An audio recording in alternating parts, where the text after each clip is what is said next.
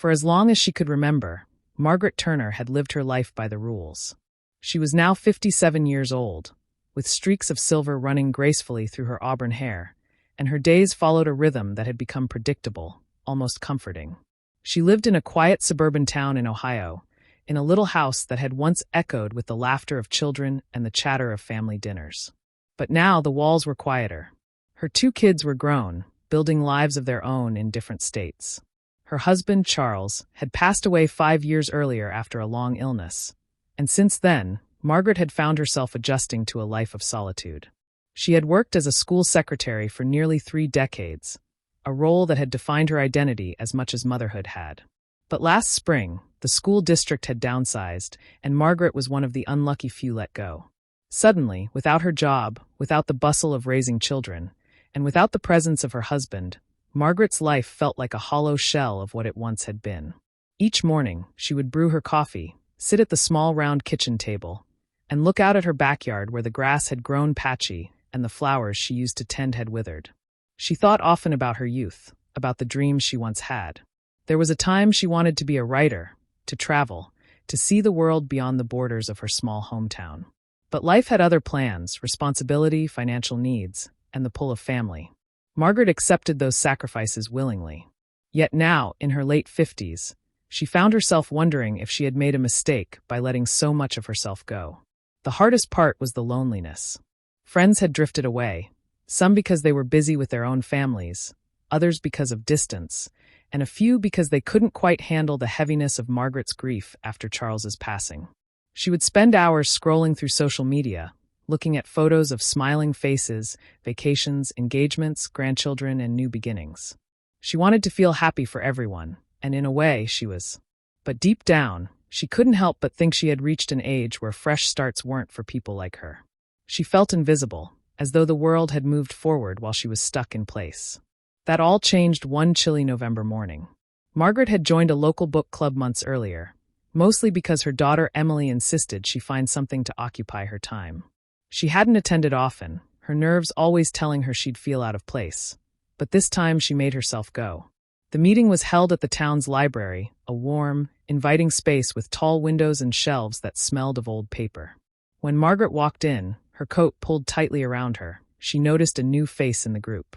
He was tall, perhaps in his early 60s, with kind eyes and a gentle smile. His hair was more salt than pepper, and he wore a soft flannel shirt with sleeves rolled neatly at the forearms. He introduced himself as Daniel Brooks. Recently retired, Daniel had moved to the town from Chicago, looking for a quieter pace of life after years of working as a financial consultant.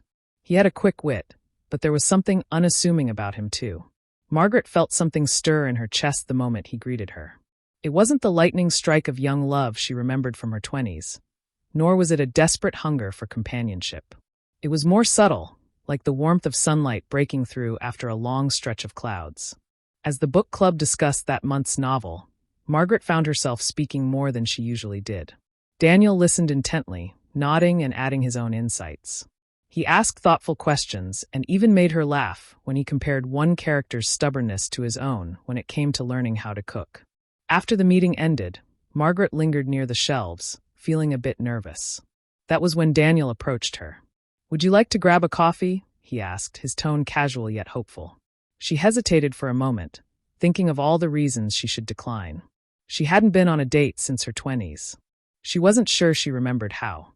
What would people think? But something inside nudged her, whispering that she had nothing to lose. "Sure," she said softly, and the smile on his face was enough to ease her fears. They walked to a little cafe across the street, where they ordered cappuccinos and sat by the window. Daniel told her about his past. How he had been married once, divorced for over 20 years, and had one daughter who lived in California.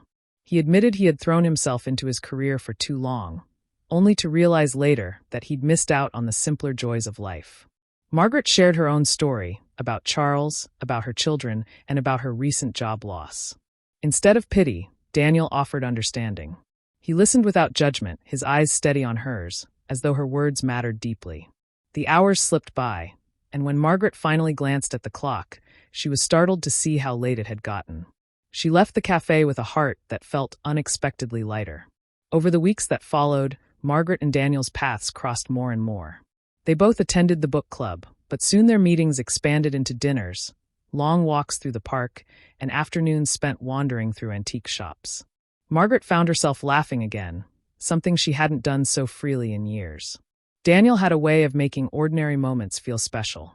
One evening, as they sat on a bench overlooking the river, Margaret confessed, "I sometimes feel like I'm too old for a new beginning.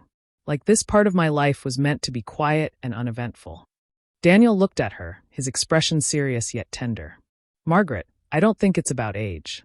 Fresh starts don't have an expiration date. We're never too old to find joy again. We just have to be willing to let it in." His words sank deep into her soul. She had always thought of herself as someone who had lived her story already, that the chapters of excitement and possibility were long past. But sitting there with Daniel, she realized her story wasn't finished. It was simply unfolding in a way she hadn't expected. The relationship wasn't without its challenges. Margaret worried about what her children would think. When she told Emily and her son Matthew about Daniel, she braced herself for disapproval. Instead, they surprised her. Emily said, "Mom, Dad would want you to be happy. You deserve this." Matthew, though more reserved, added, "If he's good to you, then that's all that matters." Their support lifted a weight from her shoulders. There were moments of self-doubt, too. Margaret would sometimes look in the mirror and notice the lines on her face, the way her body had changed over the years. She would wonder if Daniel secretly longed for someone younger, someone with more energy. But Daniel never made her feel less than. In fact, he often told her how much he admired her strength, her kindness, and the way she saw beauty in little things. One spring afternoon, they drove out to the countryside to visit a farmer's market. Margaret bought a bouquet of wildflowers, and Daniel carried them for her as though they were the most precious thing in the world. As they walked back to the car, she felt a surge of gratitude, a realization that life could surprise her in the most unexpected ways.